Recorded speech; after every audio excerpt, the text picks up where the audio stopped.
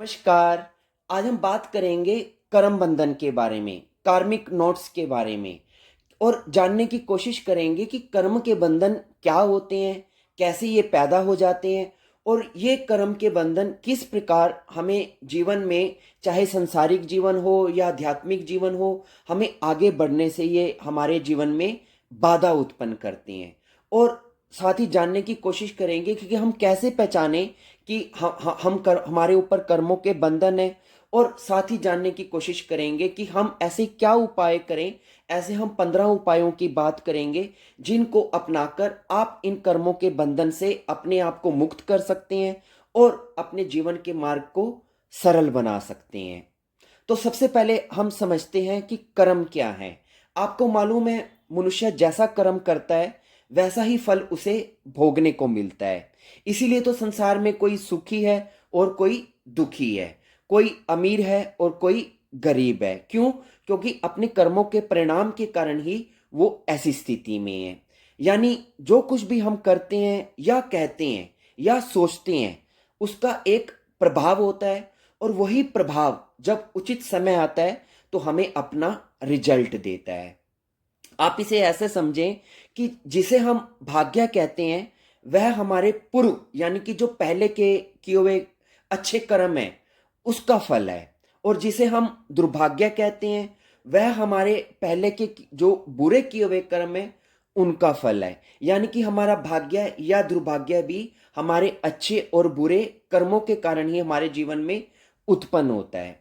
इसीलिए तो कहते हैं कि जैसा कर्म करेंगे वैसा हमें फल की प्राप्ति होगी, जैसी करनी वैसी भरनी।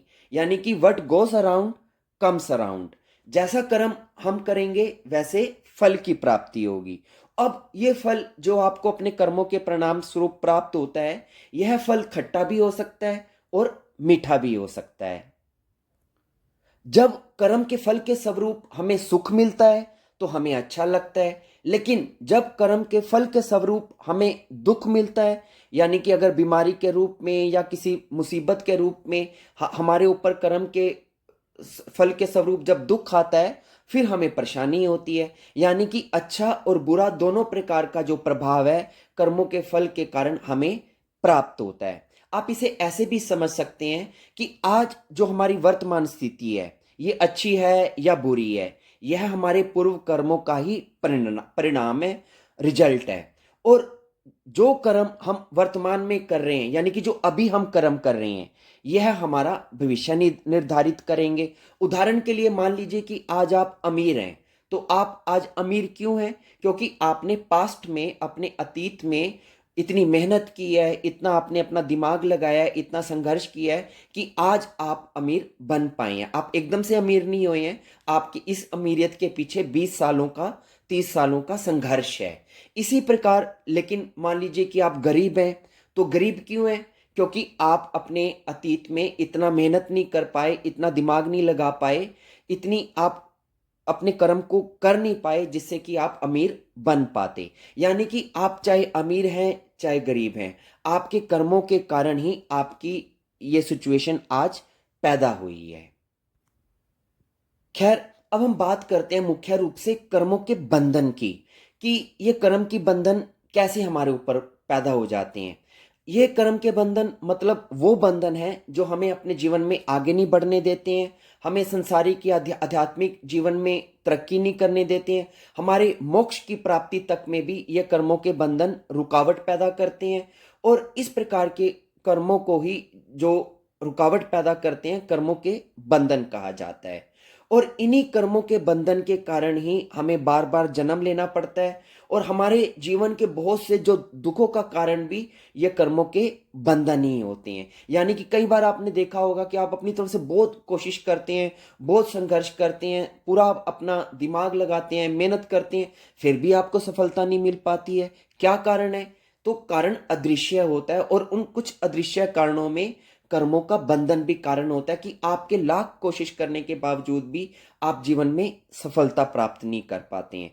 और ये कर्म के बंधन ऐसे बंधन होते हैं जो कभी भी हमारा पीछा नहीं छोड़ते हैं और एक इसी कर्मों के बंधन के कारण ही हम एक जन्म से दूसरे जन्म, दूसरे जन्म से तीसरे जन्म, हम अनंत जन्मों में भटकते रहते हैं। तो अब हम बात करते हैं, अगर ऐसा है कि हमारे ऊपर कर्मों का बंधन है जो हमने जाने अनजाने पिछले जन्मों में या अपने अतीत में हमने खुद पैदा कर लिए हैं, तो अब इनसे मुक्त कैसे हों? जो हुआ सो हुआ, लेकिन अब ऐसा क्या करें कि आगे के नए बंधन और ना पैदा हों, और जो बंधन हमने ऑलरेडी पैदा कर लिए हैं उनसे हम कैसे छुटकारा पाएं ताकि हम जीवन में आगे बढ़ सकें।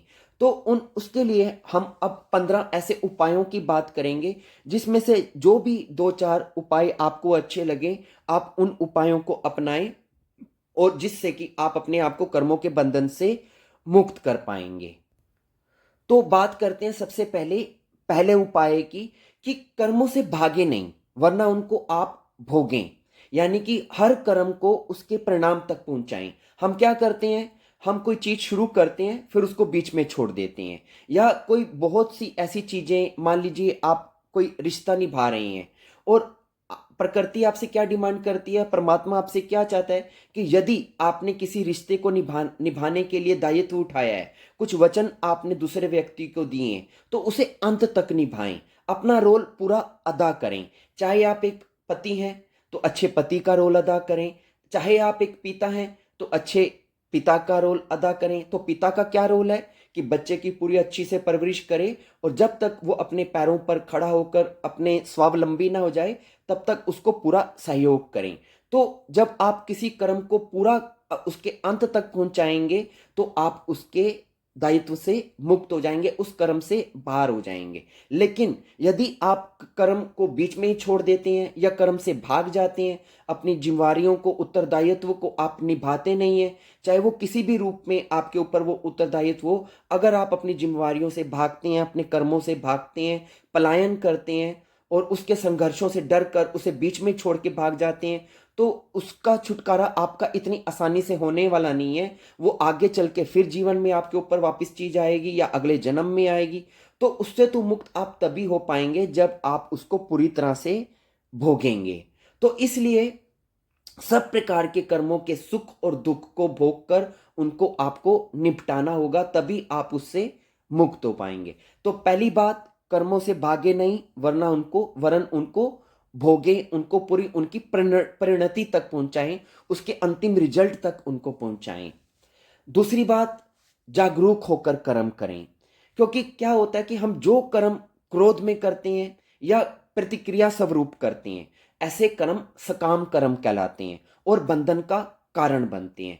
उदाहरण के लिए मैं आपको कोई बुरी बात कहता हूं, तो प्रतिक्रिया स्वरूप आप भी मुझे पलटकर एक दूसरी बुरी बात कहेंगे या मुझे गाली देंगे, फिर मैं पलटकर आपको कुछ कहूंगा, फिर आप पलटकर मुझे कुछ कहेंगे।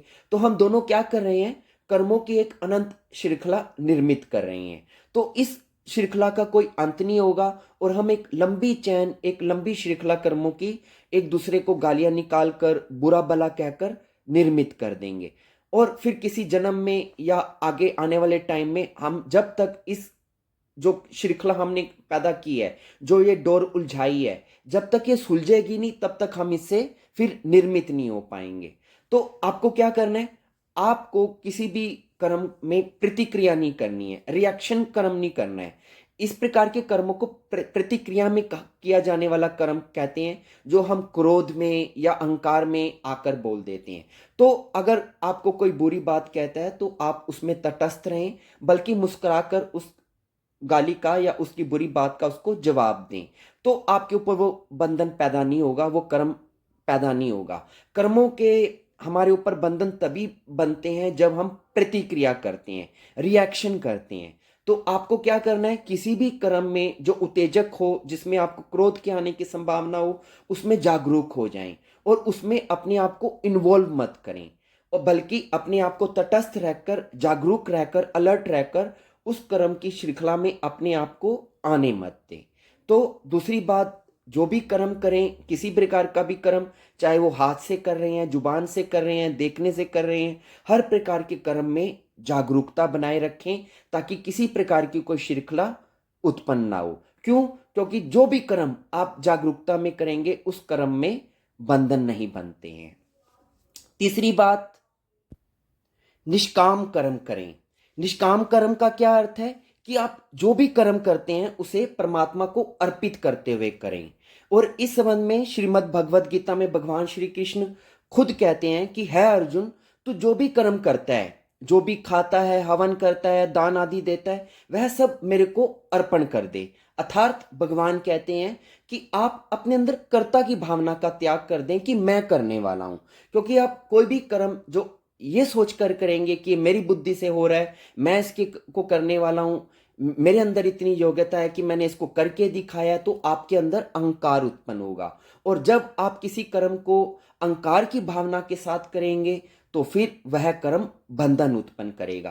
किंतु यदि आप उस कर्म को अपने आप को ना मानकर ये मानकर करते हैं कि परमात्मा मेरे से करवा रहा है, मैं तो सिर्फ एक माध्यम हूं, एक मिडल पर्सन हूं, करने वाला परमात्मा है, यानी कि मैं सिर्फ एक कठपुतली हूं, मेरे जो हाथों की जो डोरी है वो परमात्मा के हाथ में है, परमात्मा जैसे मेरे को करवाता है मैं वैसे करता रहता हूं, मैं खुद, मेरी खुद की कोई औकात नहीं है, करने वाला करवाने वाला परमात्मा है, मैं सिर्फ माध्यम हूं। तो इस प्रकार की भावना रखने से साधक कर्म करता हुआ भी बंधन से मुक्त रहता है। उसके द्वारा किए हुए कर्म से किसी भी प्रकार के संस्कार उत्पन्न नहीं होते, बल्कि इस प्रकार के कर्म मुक्ति को दिलाने वाले होते हैं। तो एक चीज आपको यह ध्यान रखनी है कि आप निष्काम कर्म करें, और जो भी कर्म करें अकर्ता की भावना को रखते हुए करें। ये मत सोचें कि मैं कर रहा हूं, बल्कि ये सोचें कि परमात्मा मेरे से ये कर्म करवा रहा है। चौथी बात, कोई भी कर्म करें उसमें लीन हो जाएं, कर्म को लीन होकर करें, यानी कि आप जो भी कर्म करते हैं उसमें खो जाएं। उदाहरण के लिए मान लीजिए कि आप कोई भी अपना मनपसंद काम करते हैं, आप संगीत सुनते हैं, आप अपने गार्डन में गार्डनिंग कर रहे हैं, बागवानी कर रहे हैं, या आप अपने ऑफिस में अपना काम कर रहे हैं, तो उसमें खो जाएं, बिल्कुल उसमें लीन हो जाएं। तो जब आप कोई भी अपना कर्म करते हैं तो उसमें यदि आप लीन हो जाते हैं, खो जाते हैं, तल्लीन हो जाते हैं, तो उसमें क्या होता है, उस वक्त आपका अहंकार खो जाता है, आपका मन खो जाता है, आप एक ऐसी एकाग्रता की स्थिति में आ जाते हैं जिसमें आपकी ईगो डिसॉल्व हो जाती है। तो जब आप कोई कर्म लीन होके करते हैं और अपने अहंकार को खोकर करते हैं, तो उससे आपका बंधन पैदा नहीं होता है। तो कोई भी कर्म करें उसमें पूरी तरह से लीन हो जाएं, और उसमें लीन होने का अर्थ यही है कि उसको आनंद लेते हुए, हम लीन तभी हो पाएंगे जब हम किसी कर्म में आनंदित हो जाएं, बहुत ज्यादा आनंदित हो जाएं, तभी तो आप दीन दुनिया को भूल पाएंगे, क्योंकि आपको उसमें आनंद आ रहा है। तो चौथी बात, कोई भी कर्म को करें लीन होकर करें, उसको पूरा आनंद के साथ करें। पांचवी बात, कि अपने विचारों को, अपनी भावनाओं को, अपनी वासनाओं को नियंत्रण में रखें। उदाहरण के लिए मान लीजिए कि आप सड़क से गुजर रहे हैं और आपके आगे से कोई कार गुजरी, तो आपके मन में वासना उठी कि मैं भी अब ये कार लूंगा। तो जब अब आपके अंदर ये जो वासना उठी, ये वासना नहीं उठी है, ये इच्छा नहीं उठी है, बल्कि ये कर्मों की एक नई श्रृंखला शुरू होने जा रही है।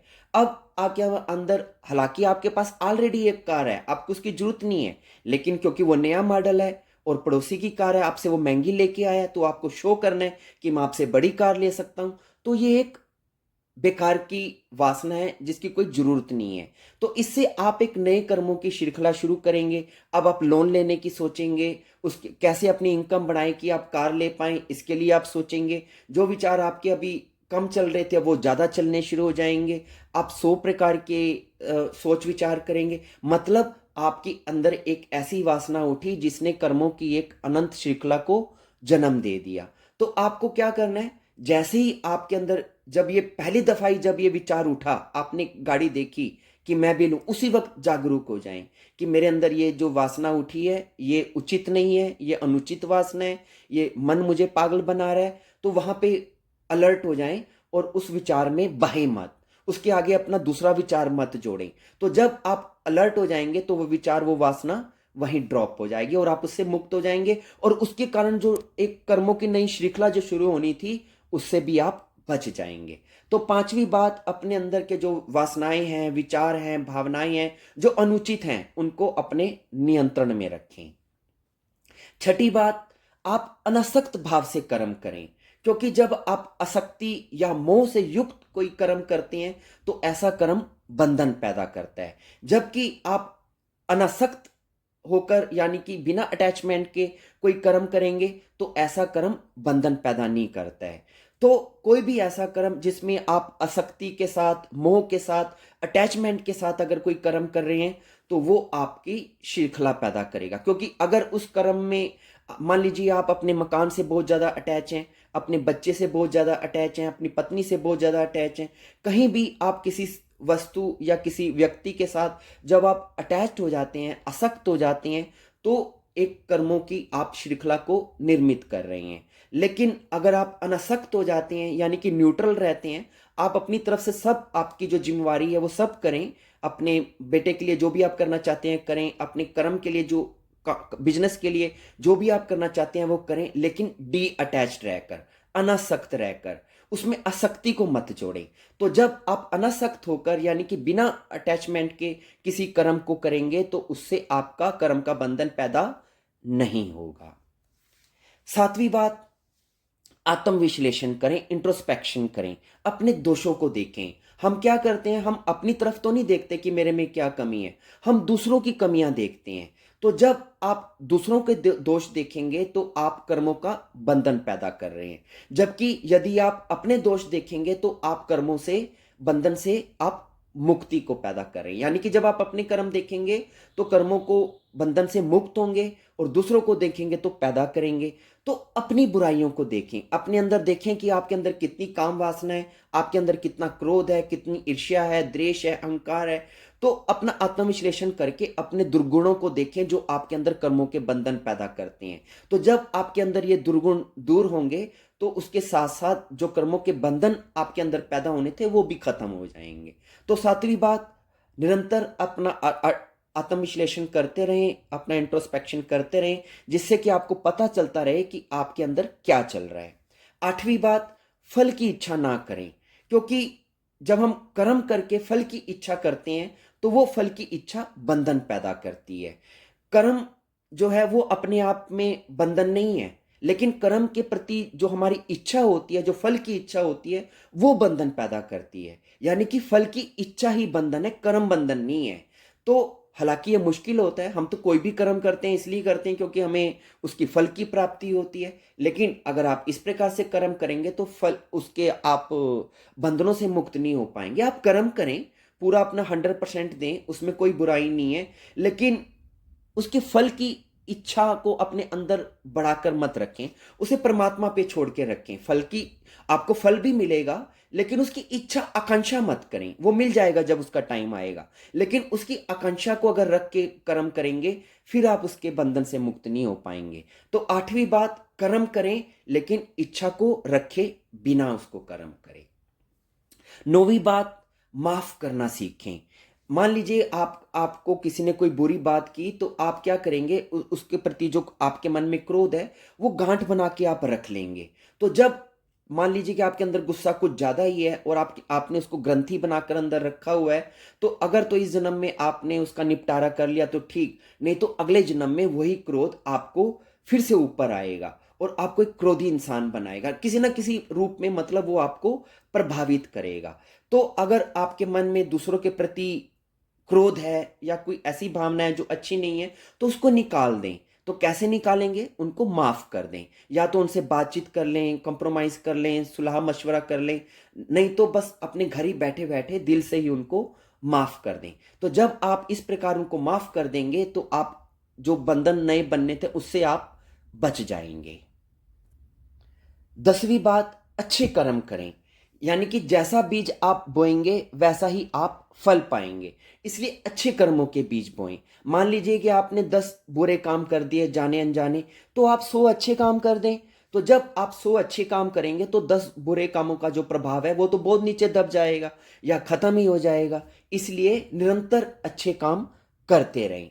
11वीं बात, सबको प्रेम करें। कभी भी अपने मन में नफरत, क्रोध, ईर्ष्या ऐसी भावना न रख के प्रेम रखें और हर किसी के प्रति प्रेमपूर्ण हो। और ना केवल प्रेम करें बल्कि अगर आपके घर में बूढ़े बुजुर्ग हैं या कोई जरूरतमंद है तो उनकी सेवा करें, समाज में कल्याण के कार्य करें, दान पुण्य करें। तो जब आप सबको प्रेम करेंगे, सबकी सेवा करेंगे, समाज कल्याण के कार्य करेंगे, दीन दुखियों की सेवा करेंगे, सबको दान देंगे, तो क्या होगा, इन सब प्रकार के अच्छे कार्यों को करने से आपके जो कर्मों के बंधन अगर कोई बने भी हैं तो वो कटने शुरू हो जाएंगे। 12वीं बात, साधना करें, ध्यान करें, क्योंकि जब आपके अंदर ध्यान की अग्नि प्रज्वलित होगी तो उस अग्नि से आपके जितने भी कर्म के बंधन हैं वो भस्म हो जाएंगे। आप चाहे भक्ति योग में प्रवेश करें, ज्ञान योग में प्रवेश करें, कर्म योग में प्रवेश करें, किसी भी प्रकार की साधना करें, किसी भी प्रकार के ध्यान करें, हर प्रकार की साधना और हर प्रकार का ध्यान हमारे कर्मों के जो बंधन है उनको काटने में सक्षम है। तो 12वीं बात, किसी भी प्रकार की स्पिरिचुअल प्रैक्टिस करें, ध्यान करें, साधना करें। 13वीं बात, साक्षी में स्थित रहें। जनरली क्या होता है कि हम अपने आप को हर चीज में इन्वॉल्व कर लेते हैं और इन्वॉल्व करके फिर उसमें इतना उलझ जाते हैं कि उससे फिर कर्मों की श्रृंखला उत्पन्न होनी शुरू हो जाती है। आपको क्या करना है, कर्म सभी करें, किसी भी प्रकार के कर्म से पलायन नहीं करना है, लेकिन उसमें इन्वॉल्व मत हो, उसमें उलझे मत, बल्कि साक्षी भावना में स्थित रह के हर प्रकार के कर्म करें। साक्षी भावना मतलब आप जो भी कर्म कर रहे हैं उसमें इन्वॉल्व नहीं हो रहे हैं। ये नहीं कह रहे हैं कि मैं इसको करने वाला हूं, आप सिर्फ उस कर्म को देख रहे हैं होते हुए, और ना आपको ये हो रहा है कि आप बहुत अच्छा कर्म कर रहे हैं, ना आपको ये भावना आ रही है कि आप बुरा कर्म कर रहे हैं। आप जो भी कर्म कर रहे हैं उस कर्म को करने में आप न्यूट्रल हैं और साक्षी होकर उसको सिर्फ कर्म को देखने वाले हैं, उसको करने वाले नहीं हैं। तो जब आप अपने अंदर साक्षी भावना को विटनेसिंग को इंप्रूव करेंगे तो आपके ऊपर कर्मों का जाल गिरेगा ही नहीं। क्यों? क्योंकि आपने अपने आप को उससे जोड़ा ही नहीं, आप तो उससे अलग बने हुए हैं। तो जब आप अपने आप को कर्मों से अलग रखेंगे, तटस्थ रहेंगे, न्यूट्रल रहेंगे, तो उसका प्रभाव भी फिर आपके ऊपर नहीं आएगा और आप उससे अलग बने रहेंगे।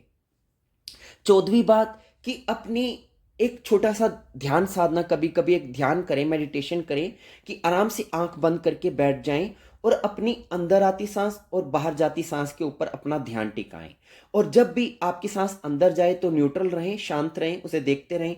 लेकिन जब आपकी सांस बाहर जाए तो अपनी हर बाहर जाती सांस के साथ ये भावना करें कि आपके अंदर के जो संचित कर्म, जो अतीत के जन्मों से आपके अवचेतन मन में पड़े हुए हैं, वो धीरे धीरे करके आपकी बाहर जाती सांस के साथ बाहर निकल रहे हैं और आपके कर्मों की निर्जरा हो रही है। तो अपनी हर बाहर जाती सांस के साथ आप ये भावना करें, विजुलाइज करें कि आपके कर्म आपके अंदर से बाहर निकल रहे हैं, रिलीज हो रहे हैं। तो जब आप 5-10 मिनट भी रोज इस प्रकार से अपने कर्मों को अपने बाहर निकलती सांस के साथ विजुलाइज होता हुआ देखेंगे, बाहर निकलता हुआ देखेंगे, तो आपके जो संचित कर्म जो ऑलरेडी आपके अंदर हैं वो आपके अंदर से निकलने शुरू हो जाएंगे, आप हल्के होने शुरू हो जाएंगे।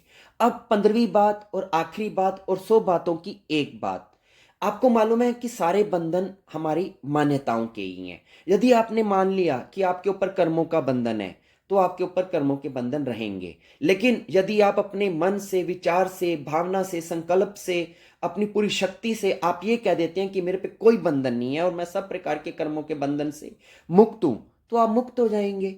आपके मानने ना मानने का बहुत महत्व पड़ता है।